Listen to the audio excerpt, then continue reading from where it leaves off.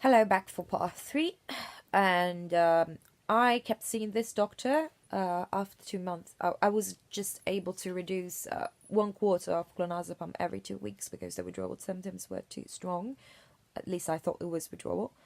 And I had the feeling that it wasn't listening to me, wasn't, I don't know, I had this bad feeling. Then we started to increase the clomipramine, and I didn't feel any change. He told me that it was due to the fact that I was reducing the clonazepam.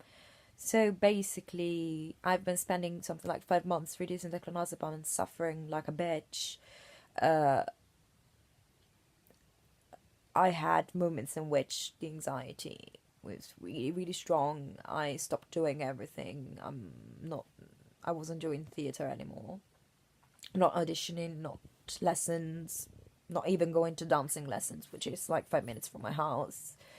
I just kept on with my job because I needed money, even if it was terrible and if I was lying inside. But I used my acting skills, and basically everyone at work thought that I was the happiest person in the world, even if I was lying inside. And we built up the clomipramine up to 150, and I was able to win off all the clonazepam.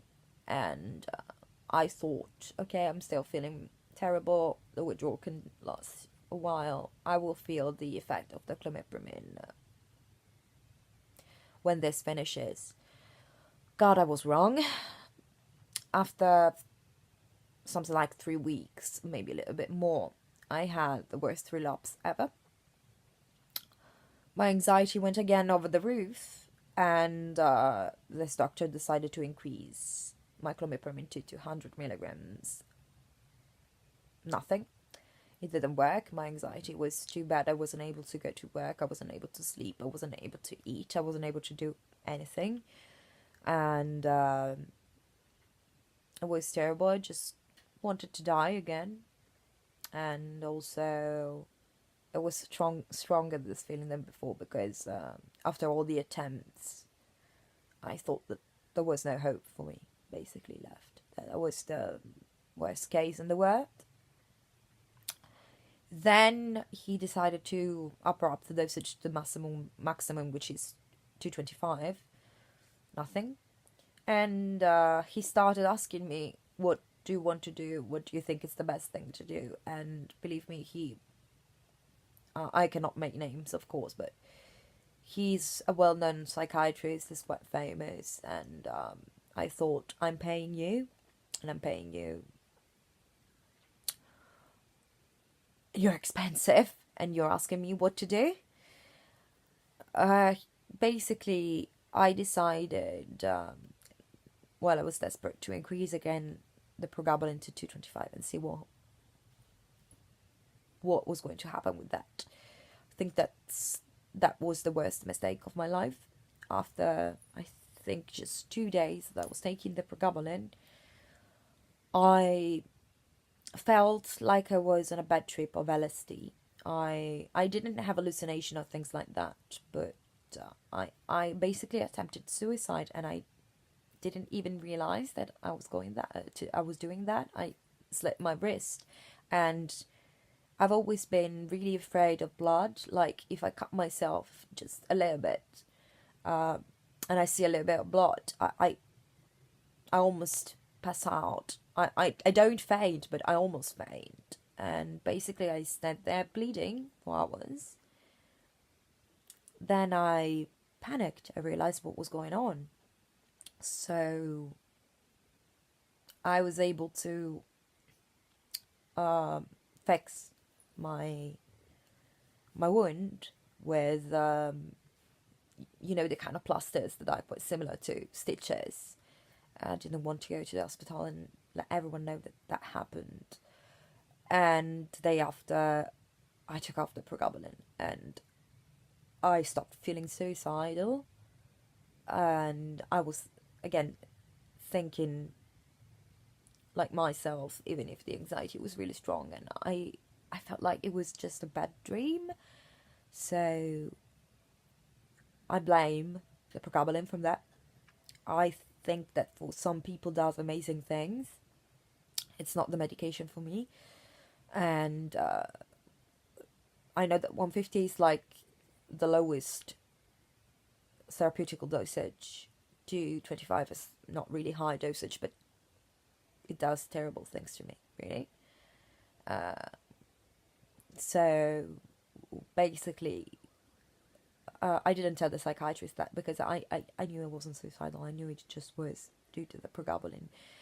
But that was the moment in which he was advised, because they didn't know about that, even if this person will never admit that, to try the genetical test in order to understand which medication was better for me. So we did the test, and in the meantime, he gave me oxazepam, but it was benzodiazepine, which wasn't strong enough, so I had to go back to clonazepam. So basically, I suffered for 5 months for nothing. I had to go back to 3 clonazepam a day, and that was this September, and since then, I'm still on 3 clonazepam a day, and he switched me from clomipramine to sertraline. Luckily, I didn't have any of those effects that I used to for the 2.5 weeks syndromes, the one in which I had my bouts of anxiety that I was telling you about in the previous video. But sertraline didn't do the trick. At first, when I was given again the clonazepam, I felt much better. I felt a little bit myself again. But reducing the clomipramine, I started having again flu-like symptoms and some other bad symptoms. The anxiety went up again. I started feeling depressed, and I started feeling again that there was nothing to do. That's when I decided to consult another doctor, and basically he told me that the situation is quite complex. He can read the genomic test, so he told me that sertraline might work.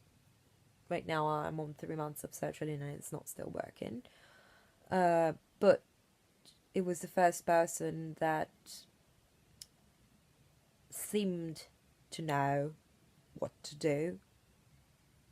And I think it's important to find a psychiatrist that,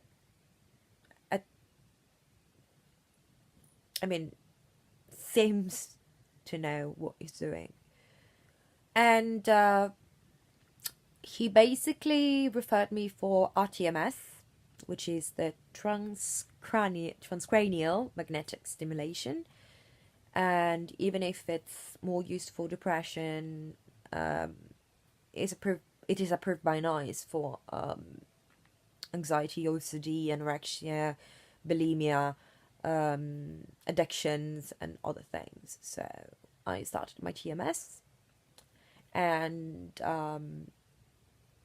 that's the end of this part, and I will talk about the TMS in the next video. Thank you. Bye.